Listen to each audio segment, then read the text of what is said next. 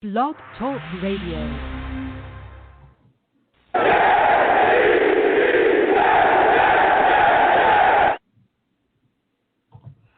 What's going on, people? It's your boy Long Beach Joe. We back at it again, huh? Jets just came out completely horrific against the Niners. I mean, we got our butts handed to us. No ifs, ands, or buts about it. This was a team that came out that was injured, had injuries. I don't want to hear any more Jets fans complain to me about, well, we were banged up, so were they. I don't want to hear nothing about that. We looked like we had no business being on the field with them, and let me tell you something, they took care of business. They even had issues getting to the stadium. They had issues, flying in. They didn't get in until Saturday morning, I think at 2 a.m., and still just treated us like trash. We were playing it at home, and we looked awful. Listen, I'm ready to get into it, folks. I'm fired up, and I'm telling you, I'm about to lose my mind. So listen, I am the man of the people. I'm here for the people. Let me shamelessly promote my Facebook page. Everyone go on Facebook, search The Long Beach Joe Show. Like that page. My content's up there. Go ahead and give it a listen. Message me. I'll message you right back. Also, leave me some feedback. I love hearing about what you folks think I do here on the Long Beach Joe Show. So without further ado, folks, let's get into the show. I'm fired up. Listen to me. We can talk about the defense. They were terrible. We can talk about the issues that we had offensively. But to me, I want to go straight to the top. And I know I got some callers. I'm going to let you guys get on in a second. Also, my friends in the chat, please keep chatting. We're going to come to you as well. I want to talk to you folks about the coaching. I want to talk to you folks about what we're doing to Sam Darnold. I want to talk to you folks about how the Jets are handling our franchise gold. I want to talk to you about how we're ruining the future of our franchise. That's what I want to talk to you about tonight. I want to talk to you about destroying franchise quarterbacks because that's what the Jets do. That's what we do here. I'm going to give you some examples of what happens when you lack weapons for a young QB. I'm going to give you some examples of what happens when you lack protection for a young QB. I'm going to give you some examples of what happens when you put a QB with a garbage-ass head coach and a garbage-ass offensive coordinator. I'm going to give you some examples of what happens to QBs that you treat like that. Lack of weapons. Let's go there first. Pretty obvious, isn't it? You have a QB that doesn't have wide receivers or any kind of playmakers out there offensively. There's nobody to throw to. You can look around the league and see that, right? We've seen better quarterbacks. We've seen great quarterbacks struggle in the league when they don't have the weapons they need that are necessary to make their offense potent. We've seen that, right? It's not rocket science, but it's rocket science here with the New York Jets, isn't it? It's rocket science here, though, right? Because we go into this year the same way that we did last year. What did we have a problem with last year? The offense was 32nd in the league. It's not hard to figure out, right? It ain't hard to figure out, is it? You need offensive playmakers. You need weapons. Didn't get enough. Didn't get the job done. So now we go into this situation this year. We have nobody for him to throw to. You brought in Perryman, trash. Hogan, trash. Guy at the last second. Le'Veon Bell not being utilized correctly. He's hurt. He's out. Crowder's out. You have nobody for Sam to throw to, but you expect him to do what? Nothing. You look at the situation with lack of protection. I've warned people about this lack of protection and what it does to young QBs. Andrew Luck is a great example of that. Andrew Luck lacked protection for quite a while with the Colts. He was getting banged around. He was getting hit constantly. Constantly, he was getting hit all the time. There was a point in his career where people were like, man, Andrew sure is injury prone. He sure is injury prone, isn't he? We don't know if he's ever really going to live up to what he's supposed to be, right? They had him. He was getting hurt and hit so much. They were questioning his greatness. You can go back and look at it. People were like, we don't know if this guy is going to be as good as we think he should be. They finally tried to get some protection around him, but guess what? The toll had already been done. The toll had already been taken. It was enough. He said, hey, I'm hurting too much. My body is jacked up, and he walked away. He retired because of the injuries. He retired because he got tired of rehabbing every single year. The Colts lost their franchise guy because they couldn't properly protect him. But we think it's going to work here with Sam. This is a joke. The other thing that happens with injuries, when you get a young QB hit a lot, they start to see ghosts. Carr is a great example of that. with the Texans. The Texans used to get him beat up so much it was ridiculous. That guy became so skittish and erratic it was ridiculous. He was so scared. He was so scared of pressure. He was so scared to get hit that it didn't matter. He would drop back and he would see guys coming that weren't even there. Completely erratic. They couldn't get it out of his DNA. We're starting to see that with Sam already. We've seen it. We've seen the erratic stuff. He played much better in this game than he did in the first one, but we've seen that. You know what else happens when you put a garbage-ass coach with a QB, though? This is my favorite one. This is the one that is just completely mind-boggling, right? It's mind-boggling. I want to give you guys an example of what bad coaching will do to a young QB. Jared Goff with the Rams. When he was being coached by Jeff Fisher, Jared Goff, for all intents and purposes, by every analyst, damn near everybody, was called a bust. He was called trash. People were calling him that left and right. It was completely ridiculous. I looked in the situation. I said to myself, oh, what's happening here? What's going on? Guess what? He goes back, he gets Sean McVay, and then guess what happens? Things turn around. Things change. We see Sean McVay step in, and then guess what? Goff's whole career changes around. All of a sudden, we're not talking about Goff being a bust anymore. That's not what we're talking about. It's completely ridiculous, and it makes no sense. No sense whatsoever. We've set Sam up to fail. That's what we've done. We've put him in a position to fail. That's what we've done. We failed him. This franchise continues to put him in a position to fail. And then you got fans out here screaming for Trevor Lawrence. Let me tell you something, kids. Let me tell you something, all right? Let me tell you something. Mahomes, Lamar Jackson, Josh Allen, any of those QBs that people are writing about now that's taking that next step, that, oh, well, why aren't they as good as Darnold?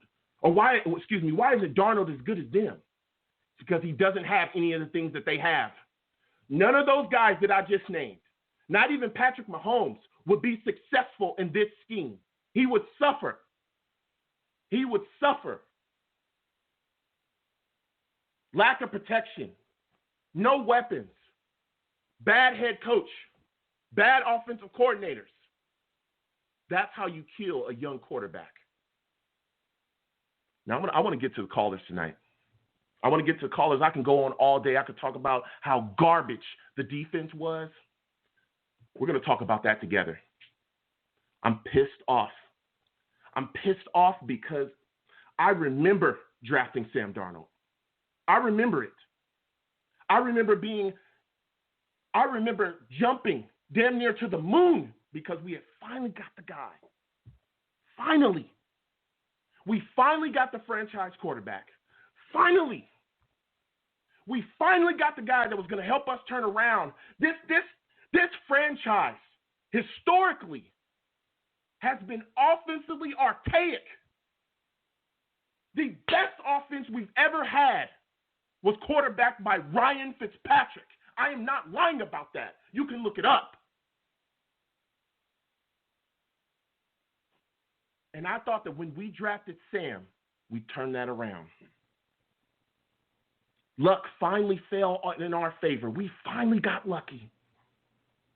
The Browns did the inconceivable thing that nobody believed they'd do. They passed on the franchise guy. They passed on the guy that was a for sure bet. And damn it, the Jets got lucky. The dice rolled our way. The coin flipped on the right side for us this time. And now we're doing everything that we can do to ruin that. Everything. Mistake after mistake.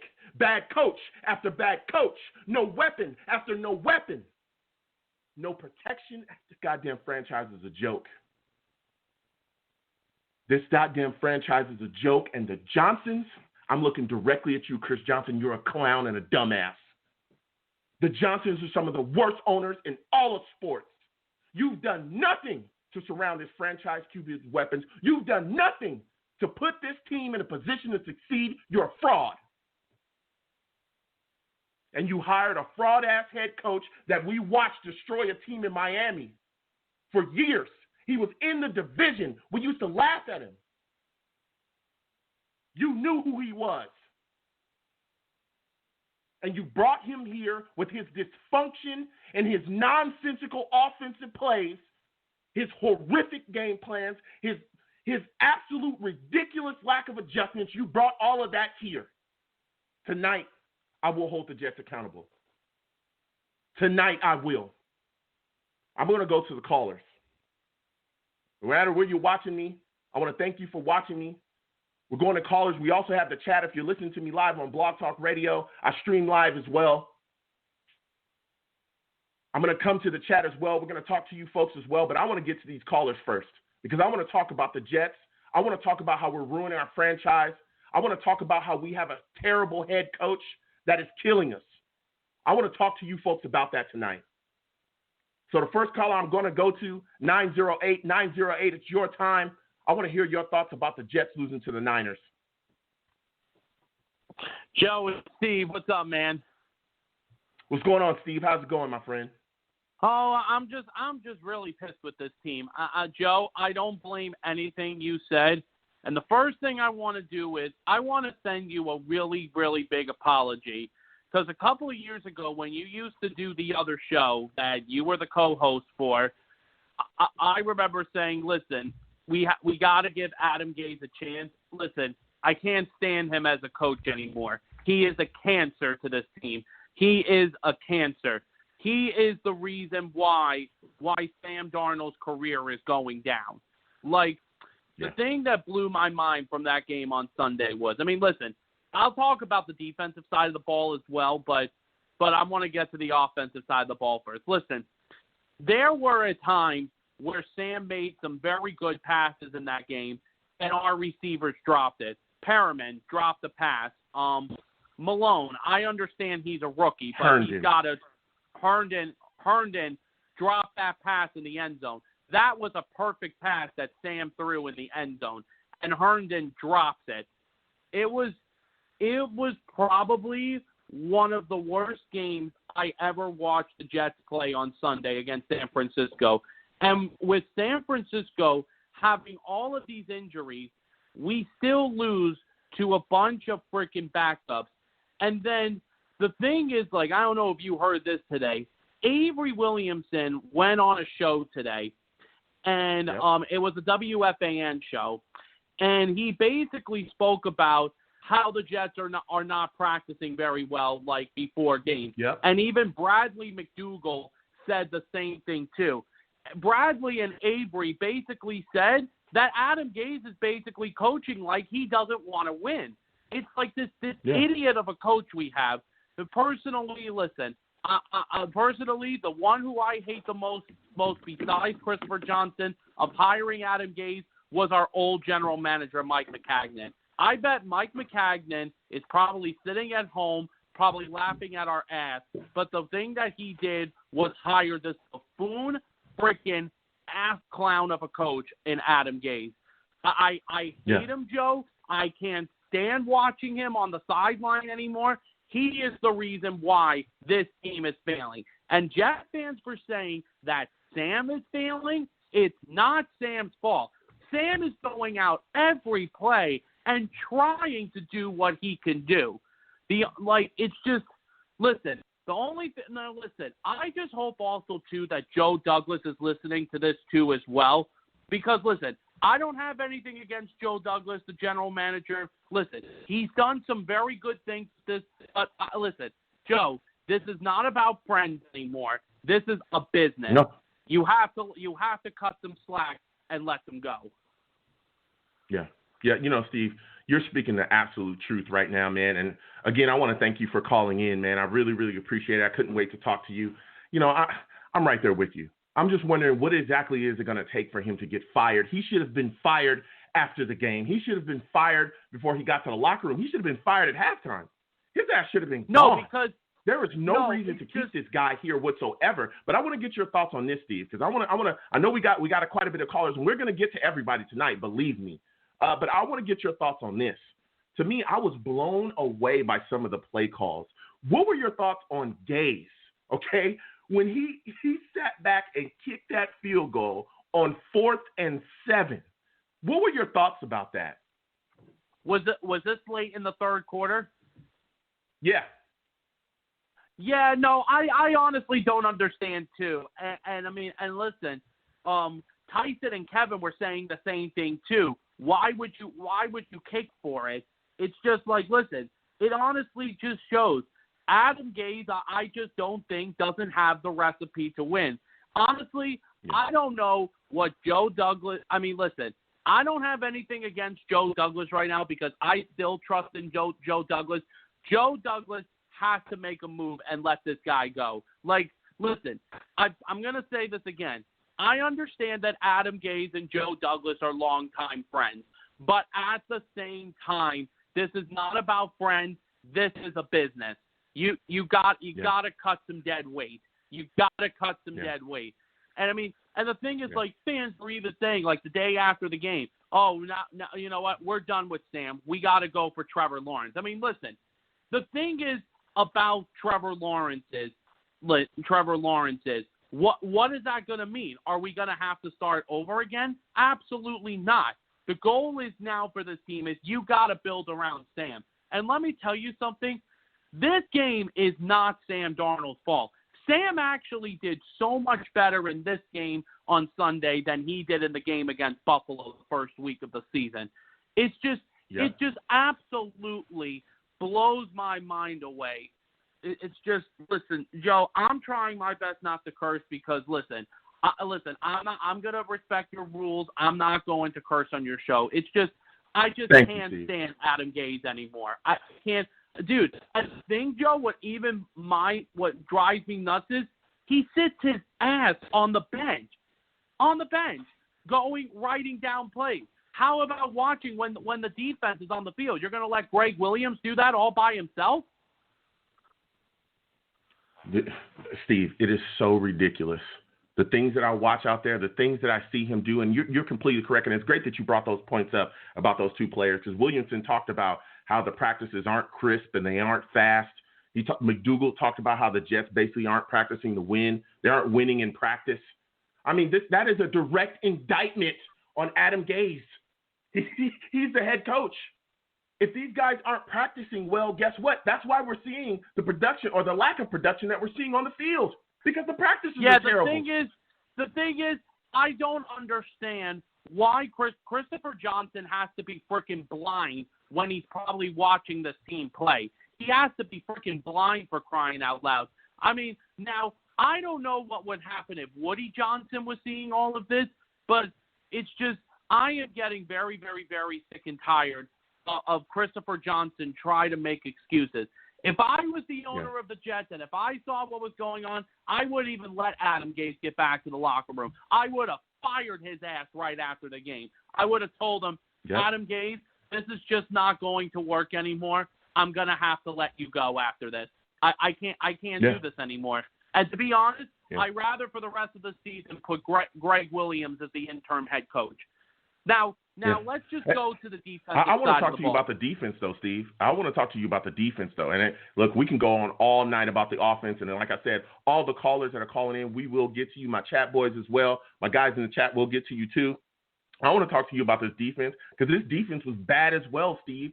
What were your thoughts when you saw the opening 80-yard run by the Niners for a touchdown? That was absolutely ridiculous, and that play I fully blame on Alec Ogletree. And what happened was even Rich Cimini asked Adam Gaze, I think it was the day after the game, he asked him, why didn't you start Avery Williamson over Alec Ogletree? And he basically said, oh, well, listen, Avery's coming off of a torn ACL, which he's right about, but Avery Williamson was healthy and ready to go. And he was the one that practiced all week, and all Alec Ogletree did was brought up for backup. Alec Ogletree was the worst player on the defense that game. Now, listen, Marcus May had a tough game, okay? I will say he did have a tough game. But, no, he did. He didn't play that good. I mean, listen, he should have had the interception on the second and goal play on Jordan Reed. But here was the thing. He had the right coverage on the third and goal play. It was just Jordan Reed just overpowered him on that play. But the only players that really showed up in this game for us on Sunday, Quentin Williams, I thought played his best game. He played his best game as a Jet on Sunday. He was really good. Stephen Mclendon, and let me tell you, I love Mclendon very much. He is a hard-working player, and I thought he played a good game. On the offensive side of the ball, not only did Sam Darnold play good, because Sam Darnold played better, and he should have had more passing yards. I actually thought, despite the fact that Hogan had the rib injury, I thought Hogan played pretty decent. I mean, he was the only receiver that really played well. It was just, the problem is, too, Sam doesn't have weapons. He doesn't have weapons. I mean, listen, yes, I understand Denzel Mims is still hurt. And, I mean, I don't know what's going to happen this week with Crowder. But, I mean, Mims is probably not going to come back until week number 5 when we play against the Cardinals. Now, I don't know what's going to happen with Crowder this week. I mean, it would be a nice boost up. But, I mean, the thing is now if Perriman's now going to miss some time and now Malone is put on the active roster, why not bring up the 6'5" Lawrence Kager? He was having a great camp with us. And Adam Gase decides to be an idiot and put him on the goddamn practice squad. How about you actually put him on the active roster? I would love to see this kid play. And that's a thing that Sam Darnold needs, a big body on the field to be receiving. Yeah, he absolutely does, Steve. And, I'm just mind-boggled by the way that Gase handles himself offensively. The fact that he's not even allowing Sam Darnold to audible in the third year of his career, he can't call an audible? Are you serious? You're completely stunting his growth. That fourth and one play to Josh Adams, I literally was really, really getting close to punching my wall after that. But I wasn't going to do that. I was going to punch my wall in my bedroom on Sunday during the game. You don't hand off the ball to Josh Adams. He's not an inexperienced running back, for crying out loud. If that was Frank Gore, maybe. But instead, you decide to go up the middle. Frickin' Greg Van Roten misses an assignment on that play. How about do a bootlegged play? How about a play action? Like, come on. He doesn't even – Adam Gase doesn't even let our quarterback do his own freaking plays. It's ridiculous. He's the one that's got to call the plays. You know something? I am so proud of Avery Williamson for what he did today by bashing Adam Gase on the show. That buffoon-ass clown deserves it. Completely ridiculous. He, like you said, Steve, you have been spot on about everything that you said tonight. The way the offense looked, the defense looked terrible. Them giving up a 55-yard run on 3rd and 31. Oh, my God. That was completely ridiculous, play. though, Third Steve. and 31. 3rd and 31. Even during, like, the thing that even pissed me off more, the Sunday night game when the Patriots and the Seahawks were playing, when Jamal Adams made a play, the freaking NBC broadcast talked about how Jamal Adams must be happy about getting out of New York. And then that happened yesterday with the Monday night game about when one of the teams had a 3rd and long, and they said, hey, listen, the Jets gave up a 3rd and 31 yesterday. I mean, it is what it is, man. I mean, we are the laughing stock of the league. We're a complete embarrassment. We're a complete embarrassment, and not just on the field. We're an embarrassment off to our franchise, just complete embarrassment. But I want to talk a little bit of positivity. Let's just sprinkle in a little bit of positivity before I let you go, Steve. I want to get your thoughts on Quentin Williams and him showing up. How did you feel about his play and what he was able to do on the field? No, Quinn Williams, I thought, played his best game as a Jet on Sunday. I thought he played exceptionally well. I mean, listen, the only mistake he had was that he should have made the fumble recovery, because if he did recover the ball, we would have had it on the 49ers, like, 5-4 yard line, and maybe we would have gotten a touchdown. Maybe. We haven't even led in a game this year. We haven't even had a first half touchdown yet this year. Oh, ridiculous. Well, Steve, listen, I want to thank you for calling in. Listen, Joe, I don't know what's going to happen this week. It's just, I don't know what's going to happen. Yeah. Well, I want to thank you for calling in, Steve. It's great speaking to you, and I want you to have a good night, man.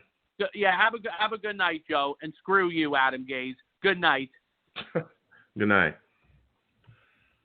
Listen, Steve called in, brought fire. I am livid about this franchise. I am livid about what we are doing to our franchise quarterback. Because let me tell you something. Let me tell you folks why. And I'm going to go to the chat next just for a second. All the callers we have calling in, I know my lines are burning down. I'm going to get to you folks in 1 second. Let me tell you something. You cannot win in this league if you don't have a quarterback. That's a fact. Look how long we were searching for a quarterback. Look how long we've been losers. Look how long we've been searching for a guy to lead us. And we finally get him, and we're doing everything we can to ruin him. That's ridiculous. You listen to people around the league, whether it be coaches, whether it be NFL analysts, pundits. Hell, Steve Young was talking about Sam Darnold today. Everybody's excited about him. Everybody's saying, hey, he's got the talent. He's the guy. The Jets are completely destroying him. I hope to see him get off that team soon. It's not a good place to see. Good place to be, man. Good place to be. I'm living. I'm going to go to the chat. A couple, people got a lot of things to say in the chat, so we're gonna cover some of the things that they're saying here. John Pratt says, man, as far as I'm concerned, I'm the number one Jets fan, and I can say I knew in my gut the Jets have screwed up hiring Adam Gase. And you were completely correct, John Pratt. Completely correct. I remember I came out talking about this. The second that we hired Gase, I said, listen, this is not the guy. We need to get – what have we done? This guy is trash. Why would we hire Gase of all people to be here? Even though there were guys in the media that were coming out saying, oh, Jets fans don't know anything. If you don't want Adam Gase, then something's wrong with you as a Jets fan. This is a guy that's going to turn everything around for you. Remember? Guys, remember that? Colin Cowherd, I remember you specifically saying those things. Oh, he's edgy. He's aggressive.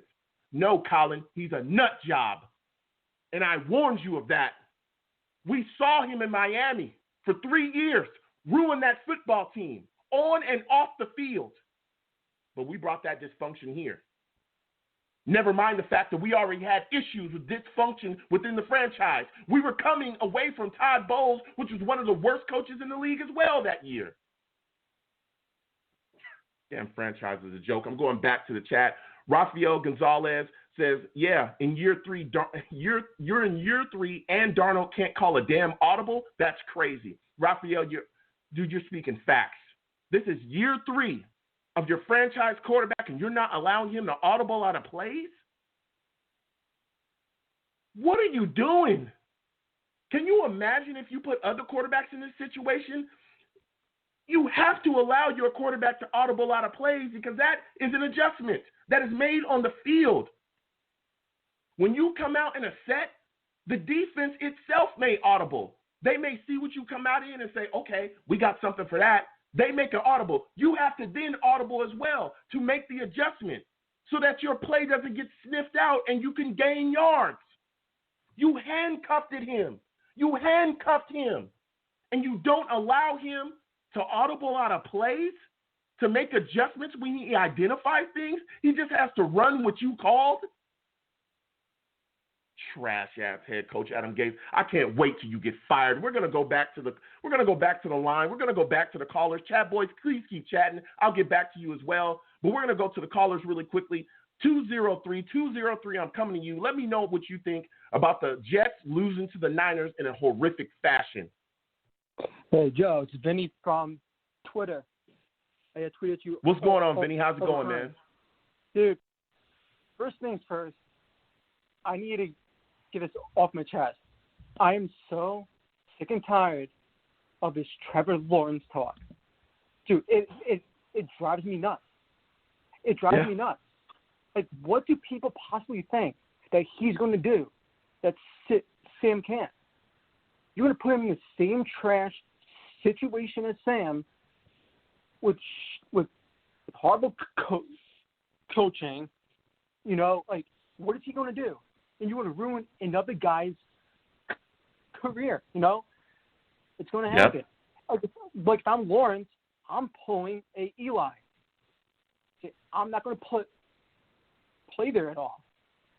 Like, so that's that. Yeah. And today. Yeah, look. With all the. Vinny. Huh? Yeah, Vinny, dude, I hear you. I'm right there with you. And you know what blows my mind about this situation, Vinny? First off, Vinny, I want to thank you for calling in. I love going back and forth with you as well on social media, man. You're the greatest. Listen, I look at this situation and I say to myself, for those of you that are screaming for Trevor Lawrence, like Vinny just said, what exactly do you think he would do if he was put in the system as well? Do you guys think like he's some type of God that can just overcome all the things that Darnold is dealing with right now? We've seen QBs in the league deal with a lot of the same things that Darnold is dealing with right now, and it's hindered their performance. I just brought up 3 guys. Yep. I just did that. I just brought up Andrew Luck, a guy that had no protection, that was getting beat up, and he walked away from the game. Mm-hmm. Bringing in Trevor Lawrence is not going to solve this issue. The problem is not Sam Darnold. The problem is Adam Gase, and you need to fire him and move forward. Yep. And the other thing is, okay, let's say you move on, right? You let Sam go. What do you think he's going to do if Bill Belichick has him? Yep. Bill is going to run away with him. Yep. You put Sam on like the Browns. I guarantee you the Browns win that division. Just because of all the weapons he has. You put Sam on the Bills, might have been in the Super Bowl last year, you know? Yep. They could have had a shot. So, like, I'm at that. And then today, the comments from all the players, you know, you went back to Steve Young, right? Steve Young was on the Michael Kay show today. He said he would love to coach Sam. He would love to coach him. And then he didn't say the name. He said there's just some guys in the league that can't coach, and there's some that can. And you know damn well he was talking about Gase. Absolutely. They're killing this kid. And if I'm Sam, if Gase is here next year, I want to trade. Yeah. Yeah. I'm right there with you, Vinny. And, you know, it just blows my mind. It blows my mind what we're doing here. I mean, it kills me. I want to get your thoughts on this, though, Vinny. What are your thoughts on the fact that he's not allowing Sam to audible? He's not allowing him to audible out of plays. I'm glad you brought that up because Steve Young talked about that too. Steve Young said no. He said because Sam could be seeing things at the line that Gase can't see. Yep. Steve Young said that is complete bull. You're not allowed to do that. And also with that, the 4th and 7 call. Steve Young also said absolutely no way. He said there's always plays, 4th and 7, especially since you're an offensive genius. Like then the play that did piss me off the most was the field goal inside the 10. You're down 21 points. You're not going to take a shot at the end zone. Oh, my God. You want to take a field goal? You're playing to lose. Playing to lose. Exactly. But that's his MO. That's his MO, Vinny. His MO is he plays to lose. That's why he's a trash offensive coordinator. He doesn't understand how to make adjustments. He plays scared and he plays to lose. Yeah, that's completely ridiculous. You're down by those points and you kick a field goal, you just gave up on the team. That's what you did. You didn't change anything. Absolutely. And he makes no adjustments at all. But I also want to go back to the whole thing with the offensive coordinator as well. And being that we don't have a real quarterbacks coach, right? Oh, my God. Yep. I said this same thing over and over. A quarterbacks coach and an offensive coordinator is the same thing as a pitching coach in baseball. Pitches mechanics. That's what a quarterbacks coach is supposed to do. You fix mechanics. Jeremy Bates, he at least had him locked in with that.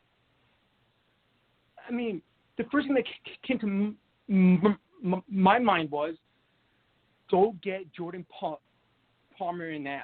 You know, bring him in to help him Sam out. Or next year, bring in Josh McCown.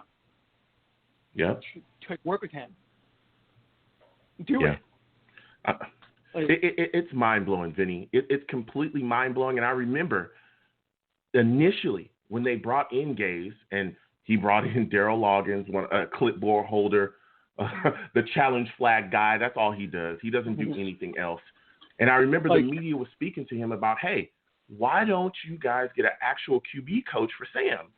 And literally, you guys can go look this up. He said he didn't want a QB coach in the room because he didn't want any more voices in the room to deal with Sam. That is the most idiotic thing I've ever heard in my life. In my life. And like this week, I guarantee you Adam Gase is game planning for Peyton Manning, you know, Marvin Harrison, you know, because he's so out of touch with everything. You know, Rivers is going to play out of his mind on Sunday. Watch. And then they're going to go into Denver on Thursday night and, like, get their butt kicked, too. And, like, oh, my goodness. The excuse is going to be it was a short week. That's what the excuse is going to be. Like, he's got to go. Like, hand it over to Sean Jefferson, you know, do it. Yeah. Well, listen, Vinny, man, I'm going to get back to these callers, man. We got a lot of callers here, bro. I want to thank you for calling in tonight, man. Next time I stream, next time I have my show, I want to hear from you, dude. Absolutely. All right. You have a good night, man. Thank you. Listen, Vinny called in with the fire. He called in with absolute fire and knew exactly what he was talking about. Listen, we're going to keep it rolling. Adam Gase is the worst head coach in the league. He's the worst head coach in the league. It's unbelievable. I cannot believe that when I initially spoke out against that guy, when I said, oh, my goodness, we have no business hiring Gase, I had people coming out against me, telling me, Joe, you don't know what you're talking about. Hell no, to the no, no, no. Hell to the no, hell to the no, to the no, no, no. Yes, hail to the no. He never turned out to be anything now, did he? All of those media pundits, all of those people, Colin Cowherd, there was multiple people writing articles. Oh, don't worry, Jets fans. Adam Gase has come here to save the day. Anybody speaking against Adam Gase, you don't know what you're talking about. He's going to come here and he's going to change the Jets offense. Oh, he changed it all right. oh, you changed it quite a bit. The people have spoken. Boo. Get that man out of here, man. Get that man out of here. I'm going to go to the chat really quickly. We're going to get back to the callers in a second. I got quite a bit of callers. I want to thank everyone for calling in. We're going to talk to the chat guys because they're going off as well. Mike in the chat says the 49ers lost a lot of players from injuries, and they are making moves and signing players left and right. Absolutely. We were still kind of wondering about this wide receiver situation going in, and what did the Niners do? They went and grabbed Sanu immediately. Everything Jet says, dude, I shed a tear when we drafted Sam. I remember that. Everything, Jets. I remember it like it was yesterday. I remember being beside myself that we had brought Darnold in, and now I'm beside myself because we're trying to take Darnold out. Oh, man. It's absolutely crazy, man. It's absolutely crazy how we're handling things and what we're doing. Matt Curtis says, is the fire Gase protest at one Jets drive on Thursday that everyone keeps posting about legit? Listen, I wouldn't be surprised if people were upset, so upset they were going to stand out there with signs screaming fire Gase. I mean, it's completely ridiculous that we're not doing what it takes to surround our quarterback with what he needs to succeed. It's ridiculous that we're allowing a coach that we know is not fit to be here to still be here after he's shown us consistently that he has no clue of what he's doing. Chris Johnson sat in front of the media. He sat in front of the world and said that Adam Gase was a brilliant offensive mind. And Adam Gase sat in front of the world and said, I really don't have a play that I could draw up on 4th and 7 against certain defenses. What?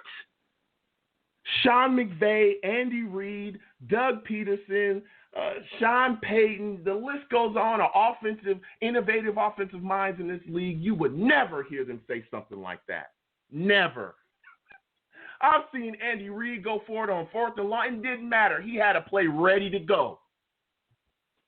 That's how offensively inept Adam Gase is. He doesn't get it. Even with the injuries that the 49ers had, he didn't go away from his initial play sheet to take advantage of those. He was still coaching like Bosa, Thomas, and some of those guys are still playing. Just couldn't make the adjustment. Couldn't get away from the sheet, could you? Scrub. I'm going to get back to the callers. I want to thank everybody in the chat. Keep chatting. We'll hit you guys up as well. I'm going to go back and forth with you too, but I'm going to get back to these callers. 917, it's your time. I want to hear you talk to me about this Jets loss to the Niners. Joe, how you doing, man? It's Elias from Rochester. What's going on, man? How are you doing? That was a disaster to say the least. Oh my God, man. Yeah. Dude, he's talking about I can't stand fans. They're talking about injuries and stuff. Dude, they lost their whole team. They lost their quarterback, and we still lost.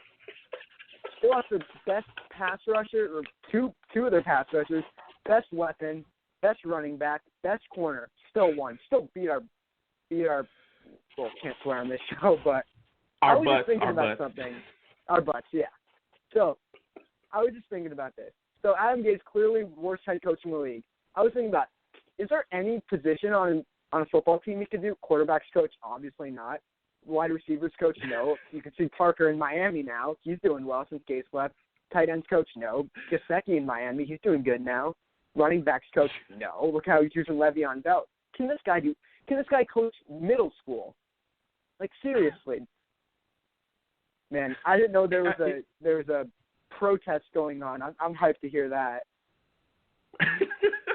That's hilarious. And I want to thank you for calling in. Like, listen, it's completely ridiculous, man. It's completely ridiculous to watch him handle himself the way that he does. And then he honestly thinks like in his brain that this stuff makes sense. But I want to get your thoughts on his impact on Sam Darnold, because that's my biggest concern. That should be everyone else's biggest concern as well. What are your thoughts on his impact on Sam and the fact that he's not allowing Sam to audible out of plays? He's not only not allowing Sam to audible, he's not allowing him to do anything. Everything's just an out route for like 2 yards. Sam can't throw. He refuses to try to get him to throw the ball down the field, which he can clearly do. And how do you not let, on 4th and 1, stacked box, you're not going to let your quarterback say, ooh, there's a lot of guys here, and this running back stinks. Why don't I just dive first down, because the dude who used to play in our division would do that all the time in Tom Brady, or just, Gase, you love Gore so much, why not just hand it off to him on the one thing he's good at? He's not going to lose yardage. He's going to fall for a first down. But you don't let him on it. It's his 3rd year in the league, 2nd year in your system. You're not going to let him just change something on this. Like, that's just absurd. When I heard that, I could not believe it. It made sense. I'm like, there's no way Sam's going to, not change this up. And like last year, they barely ran Sam, which I understood probably because the whole mono situation with like his spleen or whatever, but it's just drop back, throw it 2 yards, drop back, throw it 2 yards, screen, Frank Gore. It's so boring, man. Yeah.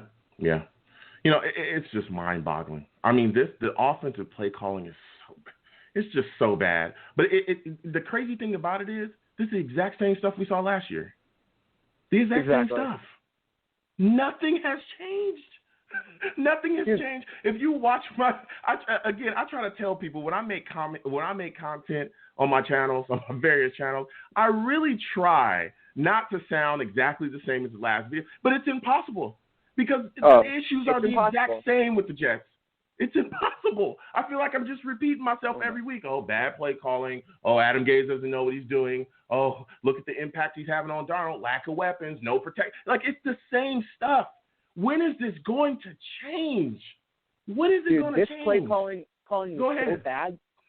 This play calling was so bad, but it might not even be his worst game. Like, I think the Cincinnati game was worse than this. Oh, my God. Like, what got me the most was that play where it was like 3rd and 17, and he just ran Gore up the middle for like 2 yards. Oh, he gave up. He's just going for a field goal. He gave up. He's just a quitter. Last year, your field kicker sucks. He's been good this year, I guess. He hasn't really had anything, but you're going to rely on a field goal kicker who's not good, and you're just don't you want to win? Like, it's bad. Like, just go for it. Like, this isn't like a fake punt or something. Like, it's not that aggressive to throw the ball on 3rd and 18. It's mind-boggling. But, look, we can go on all day about Gabe. I want to talk to you about this defense as well, man.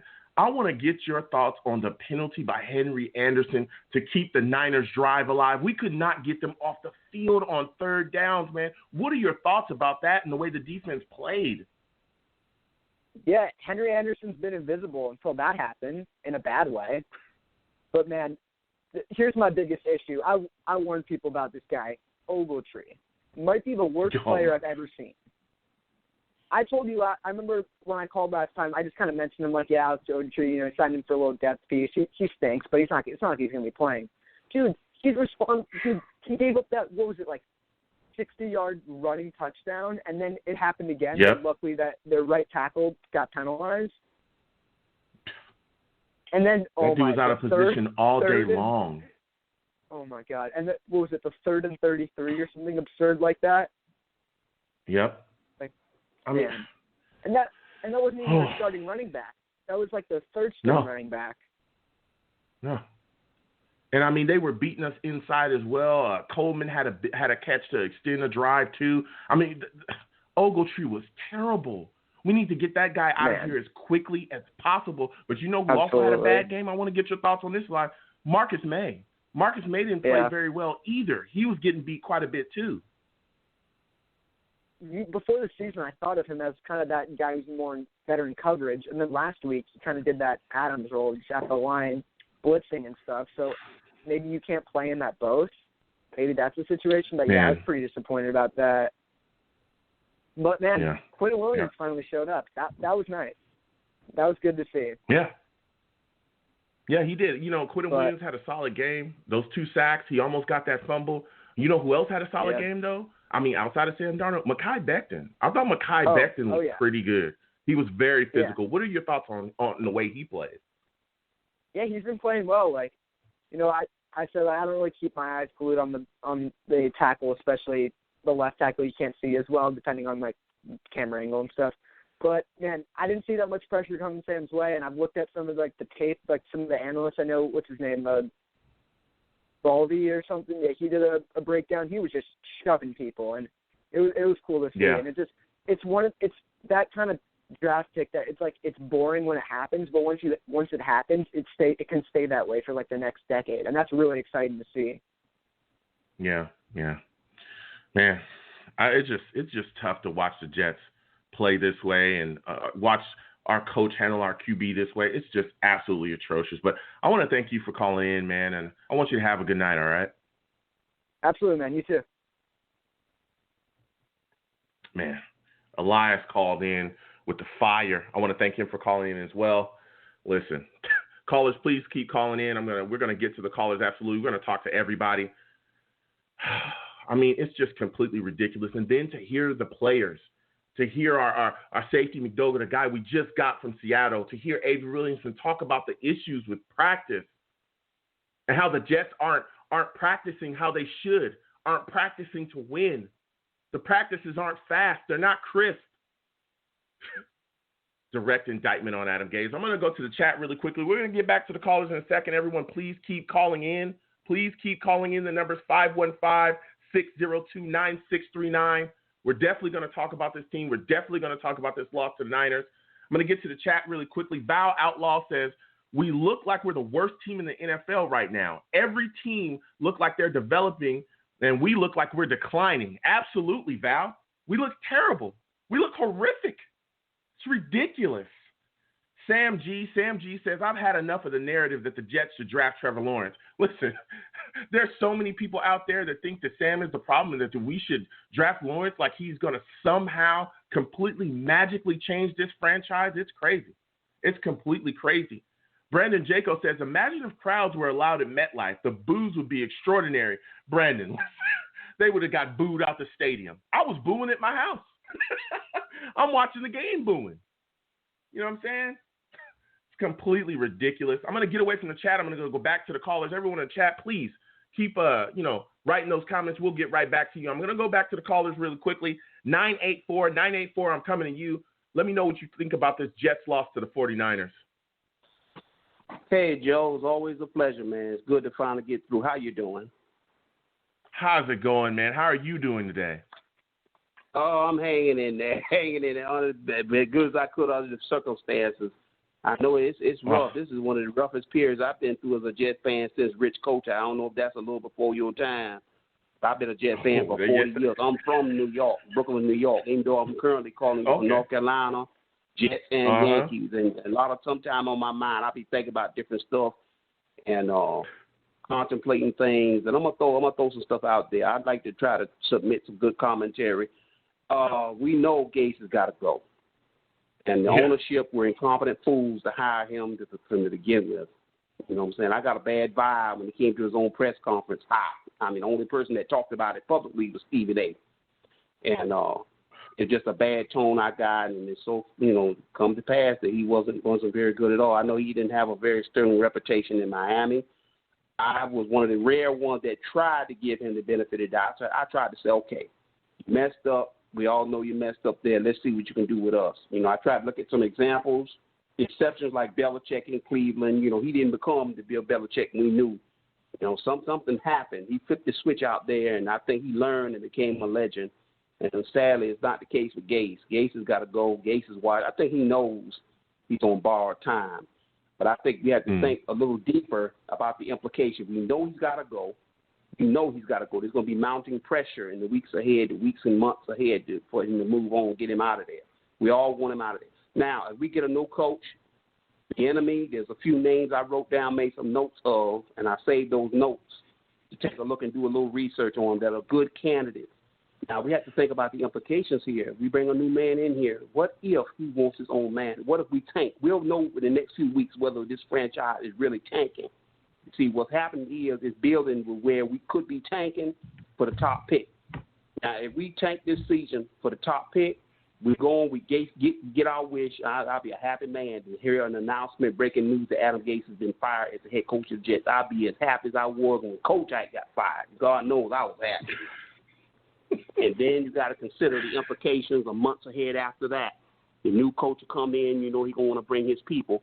And it's rare that you have holdovers. A rare exception was Mike Westhoff. We had those different regimes, Herman Edwards and all of them, Eric Mangini. Westhoff was a holdover because he had such a strong reputation that they couldn't fire him. He had such a sterling name and reputation. He was a lone holdover. If a new people come in, they're going to want to bring their own men in there, and they may want their own quarterback. Now, if we hold the top two picks, we know the top prospects are Trevor Lawrence and Justin Fields. I've been taking a look at Justin Fields as well. He looks phenomenal. So, what do you think? Yeah. First off, again, I want to thank you for calling in. And, it's great that you bring up this point because I'm going to talk to you about the game in just a second, but it's great that you bring in this point. I kind of already have a plan for this. So here's the deal. I think that any coach that we bring in should be a guy that's ready and willing to work with Sam Darnold. That's the type of coach that we need to bring in. If a guy's not willing and ready to work with Sam Darnold, then he probably shouldn't be on our list. And it's because we gave up a lot of capital to move up to get Sam Darnold. So if you get rid of him without ever giving him protection, without ever giving him weapons, without ever giving him a good coach, you pretty much just burn that up in smoke. I mean, you just took money out your pocket, lit it on fire, and just said, okay, hey, I don't care about that, those hundreds. I don't care about any of that. Yeah. So that would be, to me, ridiculous. It would be a waste of capital. I think what we should do, I think what we should do is that we should bring in a guy. I love Eric Bieniemy from Kansas City. Love him. I think he's a guy that we should look to bring in. I think we bring him in. If we do end up with the first pick or a top two pick or whatever, we take that pick and we ask for a king's ransom and trade down. That allows you to stockpile capital. That also allows you to stockpile talent. That also allows you to field this team. Yeah, field this team with talent to draft or even use those draft picks that you got from trading down to trade for other players, like OBJ, who's on everybody's, the tip on everybody's tongue right now. That guy has been talking about getting traded for how long? You telling me that we couldn't use a weapon like OBJ? There's other guys out there that we talked about trading for as well. We need to do whatever we can do to put weapons around this young quarterback, and I think drafting another quarterback is not going to be the answer. And I understand that some coaches want to come in, they may want their own quarterback, but we've also seen success stories from guys that came in and worked with the quarterback was there if he was talented. That's why the thing to look at Sean is these McVay weeks coming up and see if this team is tanking. Because I think my gut is telling me, I'm going to be for sure after the next few weeks, but my gut is telling me they tanking. Now, if we hold that top pick, that would be an attractive piece for whoever that new head coach is. Cause I'm a little nervous about us being able to attract top coaching candidates because we've been such a mess, and they know our ownership is weak. And even though I hope we can cancel Joe Douglas's presence, can cancel some of that out. But he's got a good name and a good rep. You know People what the really thing like is? him. You know what the thing? Yeah, I don't mean to cut you off, but you know what the thing is about that, and I hear you. Being concerned about attracting coaching candidates because this franchise has been such a circus. But guess what? The offseason, before we hired Adam Gase, there were coaches. Mike McCarthy wanted to come here. I'm talking about he had offers from various other teams and came out publicly and said, hey, listen, I understand, these other teams want me, but I want to coach the Jets. Because I want to coach Sam Darnold. I really wanted Mike McCarthy. He came out and literally but said if we would have hired Matt Rule, that would have been a consolation prize I could have rolled with because I didn't know he was a local guy. I found out many months back that man was a Jersey guy. I didn't know Matt Rule was a local guy. I know he saved people, folk like him. A lot of folk like Matt Rule. He's a good man. I don't understand why we didn't line up the energy and go on and take us a local guy like a Matt. I mean, it would have been an unknown. He ain't got the same rep like Mark McCarthy, working in Green Bay and so forth. What do you think? Yeah. I would have wished that we would have went with Rule. And we could have went with Todd Monken, who was out there as well, who was looking for a job. Eric B was out there as well. Monken. He should have got. Yeah, we could have went with any of those guys, but I'm not necessarily. I get to understand the circus aspect, the issues with the franchise, but with Joe Douglas being here and with the franchise quarterback like Sam being here, and people understanding and identifying that the talent is there with Sam, and understanding, look, this kid is being put in a situation where nobody would be able to succeed. I could see a coach like McVay or even look at what Gruden's doing with Carr. Out there, well, now they're in Vegas, out there with the Raiders. Look what Gruden is doing with Carr. I remember people saying Carr's trash. Listen, he went out there and handled business against the Saints. Okay? Why? Because Gruden is putting him in a situation to succeed with the play calling. Okay? But I want to get back to this game with you because we're talking about coaching right now, and I know you want to get Gaze out of here, but I want to get your thoughts on what the players were saying after the game when you got guys like Avery Williamson and our safety McDougall coming out and saying that the Jets are not practicing to win. What are your thoughts about that? So we know that Adam Gase is a very incompetent, maybe one of the most incompetent coaches that's ever held a coaching position. And we know he's pretty much disconnected and out of touch, and I think the practices are a reflection of that. I don't think he understands the full details of the game as far as work ethic, conducting a good practice, and, how to really prep the team for games. I don't think he understands that at all. You know what I'm saying? He was a byproduct of nepotism. Unadulterated nepotism. It was about who he knew. It wasn't about what he knew. It was who he knew. Because he connected with Peyton Manning, and because people had so much high esteem and respect for Peyton Manning, and he passed the word down because they knew each other. That's what got Gase that job. You be honest. That's what got Gase that job. It wasn't because he had a sterling reputation on his own of being a particularly great head coach. It was because of his connection with Peyton Manning, and Peyton Manning spoke up for him. That's what got him that job. And that's the kind of mentality our owners have. They just listed somebody just called Peyton Manning, called him, who didn't even want to come to us. He just reached out and he called the Johnsons and said, well, man, you need to consider this guy. You know what I'm saying? I worked with him, and then they took his word for it and said, yeah, we'll hire him. You know what I'm saying? Man, I mean, that was just just completely ridiculous. And it wasn't just Manning either. It was also the fact that we allowed Mclendon to still be around. And the hiring of Gaze was a big part of Mclendon being here because Mclendon wanted to be able to keep his job. And Gaze at the time was coming from Miami, where he had no rights at all to go anywhere and say, hey, I want to call my own shots. He had just blown up Miami. So he slithered in the door and said, I'll take whatever you can give me. That's right. I'll just call the plays. I just want to work with Sam Darnold. I'll just do whatever. And what happened? We're right behind Mac's back, got him fired, which Mac should have been fired just when Todd Bowles was fired. That was a bad decision, and we ended up with Gaze. After that debacle with the New England Patriots on Monday Night Football, he really was supposed to be fired then. A good owner would got sick and tired of it, called him to his office and just told him that he was going to let him go as a coach and just fired him then. You know what I'm saying? And Donald was talking about he was seeing ghosts. It was horrible. It was really bad. I thought I was hallucinating. I said, what? He was seeing ghosts. It was crazy, man. But I want to get your thoughts on this defense as well because, we talked about the offense quite a bit. Were you shocked when we gave up that big run on 3rd down and 31? I think it was like 55 yards. We couldn't get these guys off the field. This defense was trash. Can you please let me know your thoughts on it? I'm going to tell you, they missed Jamal. I know Marcus May is a good player. Quentin Williams, that's good. He's showing signs of finally waking up and doing a little bit what we draft him to do. But, you can't lose too much premium talent and have it not affect the unit. We lost Jamal Adams and C.J. Mosley. These are 2 Pro Bowl, all-pro talents. You just cannot lose that much talent and have it not impact the unit. We lost 2 leaders, not one, really 2 leaders on this defensive unit. I knew it was going to have negative implications. I knew it was going to be bad. I didn't know it was going to be quite this bad, but I knew it was going to be bad. You can't lose that much talent and have it not impact the unit. You know what I'm saying? We're going to have to deal with the loss of Adams at least for the first year or so until we can gradually, integrate some new faces in there to try to replace him. Though you can never really fully replace a guy like Adams. He's a stud. You got to give him that. Yeah. No, look, I hear you. I understand Jamal Adams is gone, but there were games last year, that Dolphins game where we were horrific and he was out there on the field and they beat us and that team was in a full-blown tank mode. One of the worst games he's ever had in that game. I remember he was out there for the Bengals game too. The C.J. Mosley stuff, I can see that affecting us as well. I just think the defense just came out not prepared, not ready.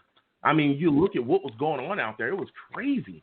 Like some of the things, Ogletree had no business being out on that field whatsoever. He was getting beat all day long. A lot of those big runs were because he was out of position. Ogletree, when he first came out of school, he was one of them prospects I really liked in those other rounds. But you know what it is now? He's a shell of what he was coming out of college. He's washed up. He's shot. Yeah. He's a shot player. Yeah. We brought a guy in that just was wasted and had nothing left. I think they just threw it out there and said, we'll just throw him out there. I think the injuries may be far worse than being reported for them to throw Ogletree out there like that. I thought we had a little bit more of a depth chart. Had guys in our own, within the organization that could step out there and be ready to start. You know what I'm saying? What happened to the linebacker we took last year that was coming on? I think he got injured or something, and something happened. Yeah. Cashman is the guy, that was coming on, like you just said. He's dealing with an injury. You hope to see more out of Avery Williamson, though. We would like to see him utilized more within the D, but he didn't get much of a chance. With injuries the last 2 years. Yeah. He's coming off that ACL. He said he's healthy, he's ready to go, but he didn't really get his chance. But I want to get your thoughts on Quentin Williams and the way that he played. You know what I'm saying? He showed up. The young kid has had quite a bit of pressure on him from Jets fans. People streaming, at least on my timeline.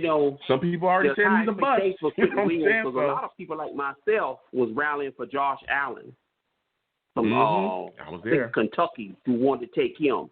Some people like Quentin Williams, and not to say I didn't like Quentin Williams, but I thought we should have took Josh Allen. So what it is, he got that cloud, he got that hanging over his head. But we could have took Allen, and we took the gamble and went on and took Quentin Williams. Quentin Williams is a superb talent. He needed a little bit of strength work, and he came in basically like a big puppy, with the braces, like a big kid, and you can see that he's really young and need a little bit of time, but we really not going to see him blossom to his full potential. Usually it's a 3-year window, for them young prospects like that. They got to get strength work in, build muscle. Yeah. He's got the technique because he had the technique coming out of college. He was a very refined prospect. That's what helped to get him selected as the third pick. He wasn't a raw product. You know what I mean? Yeah.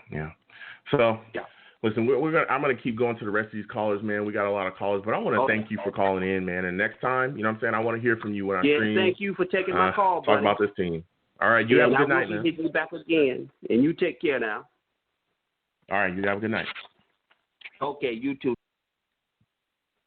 Yeah, listen, what a caller, calling in straight from the Carolinas. He absolutely dropped fire. I'm talking about tons of knowledge, know exactly what he was talking about. Everyone's saying the same thing. You got to get rid of Adam Gase. You got to get rid of this guy. You cannot have this guy here. I mean, it's just completely ridiculous. The coaching is horrific. The decisions are horrific. The lack of adjustments, that's horrific. I mean, the game plan is horrific. Everything is just bad. You've got to move on from this guy. You've got to, and you've got to do it soon. But when you do it, you also got to turn around and get the right guy in here. I keep bringing up the names. McVay. Look at what Gruden's doing with Carr. They're turning those kids' careers around, or they've already turned them around. Nobody's talking about Goff being a bust anymore. Everyone's looking at Carr right now saying, okay, this kid actually has got some talent. He's got the offensive mind next to him now. Okay, he's turning things up. I'm gonna get to the chat. Callers, we're gonna get to you in a second. I know my lines are filled. We will get to you. Believe me, I'm gonna get to you. But I've got to get to the chat boys real quick. So I'm gonna take a couple out of the chat. Elias Solomon says, not only is no protection awful, no weapons because the QBs try to play hero ball and force balls that there shouldn't be. Yeah, that happens. That happens. When you don't have the weapons you need, when they're not out there and you're trying to do whatever you can, you know what I'm saying, you do tend to play some hero ball and mistakes will be made. Omar in the chat says, Adam Gase is the worst thing that has happened to the Jets in years. That is a fact. That's a big fact. It's a big fact. One of the biggest mistakes we made in franchise history was hiring Adam Gase. I'm serious. Completely ridiculous. TJ Decker says, Mike Mclendon was the one who wanted Gase. The last kiss of death before he left. Yeah. I mean, it's just completely ridiculous, man. Completely ridiculous. That guy should have been fired. He should have been fired. I'm going to get back to these calls. 111. I'm coming straight to you. I want to hear your thoughts on this Jets game against the Niners and how we got beat. Hey, what's up? Great show. How are you? I'm all right. How are you? I'm doing great. My name's Brian. I'm from I grew up in Boston, so I'm a Pats fan. Don't hold that against me, but I'm living in Manhattan for a few years. And I've been watching the Jets and the Giants, and I love your show, and I love your strategy on the draft. That's great. But I don't know what the hell they're doing. I kind of adopted the Jets as my team now, even though I still love the Patriots. This guy Gase was under 500 in Miami. The Jets hire him under some guys. Peyton Manning made a call, or he's a quarterback whisperer. He's still under 500. And in the interim, before he even coached a game in New York or New Jersey, they made him the general manager. I can't believe it. I mean, it all started with his eyes at the press conference. Honestly, I'm not judging him, but that press conference was like something out of Saturday Night Live with his eyes, and then the locker room culture that he's developing is not good. You lost Jamal Adams. I was watching the Pats and the Seahawks on Sunday night. Jamal Adams is a beast. I mean, that's a big loss. I mean, he's all over the field, and he's an animal. And then the other thing with Gates is he doesn't comport himself well, whether it's on the sidelines, if it's in the pregame or the postgame conference. He never takes responsibility. I mean, he's just a joke. And then not allowing his quarterback to audible is just incredible too. I mean, I can't wait till these other coaches hear that. They're going to be licking their lips. While I was on hold, I looked up some stats, okay? And in 2020, they're dead last in yards per game. They were also dead last in 2019. In total points per game in 2019 and 2020, they were both second to last in the league.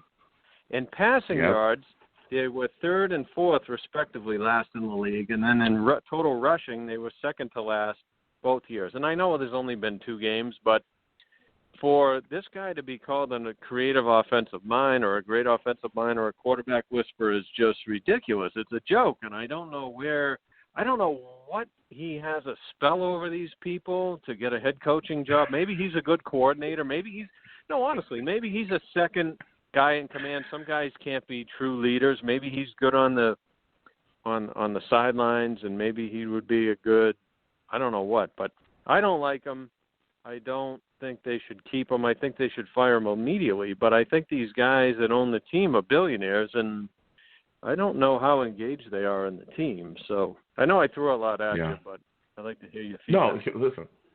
No, first off, Brian, I want to thank you for calling in. And listen, I understand you're a fan of another team, but I have, various fans from other teams that love to call in and listen and, adopt us. You know what I'm saying? Put that green on for a second. We're going to get you. I can do that.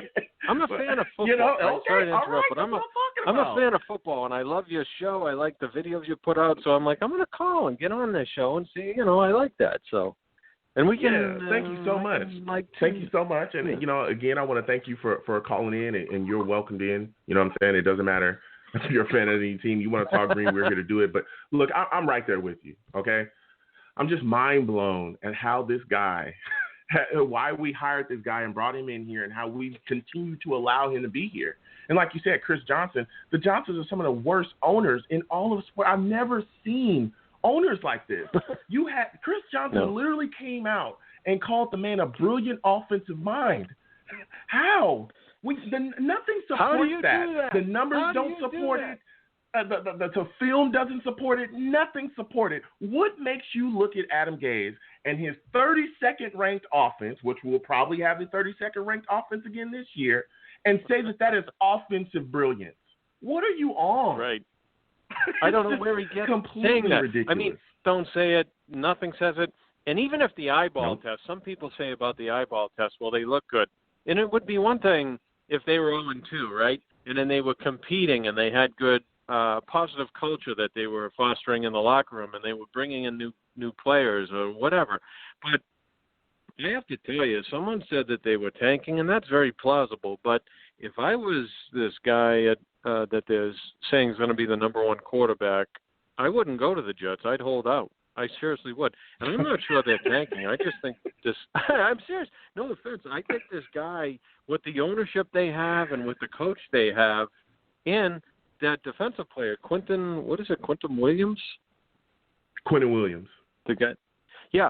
I like him. I think he's a great player, and he's a very good talent. I think he's been a little hamstrung, too, with this coaching staff. And it's not only maybe calling plays or putting a strategy together, but it's also just that esprit de corps and just everything that goes with it. I think he's coming along and he's improving, but I think he would be tremendously better if Gase wasn't the head coach. So I hope they fire him. I don't want anyone to get fired, but he really doesn't deserve the job in the first place. And it would be one thing if he performed and brought them along. But anyways, I guess I'll sign off. But I love the show. I'm not a big fan of the no swearing, but I'll behave myself. And I'll keep listening, and I appreciate your time. Thanks for taking my call. All right, thank you, Brian, and you have a good night, man. Thank you so much. You too. Oh, man, listen, we had Brian calling in. You know what I'm saying? He's a fan of another team, but guess what? We got him here with the green. You know what I'm saying? I want to thank him again for calling in. I want to thank him for watching the streams. Man, it's completely ridiculous. The hole that this team is in is absolutely ridiculous. I mean, I'm going to go to the chat really quickly.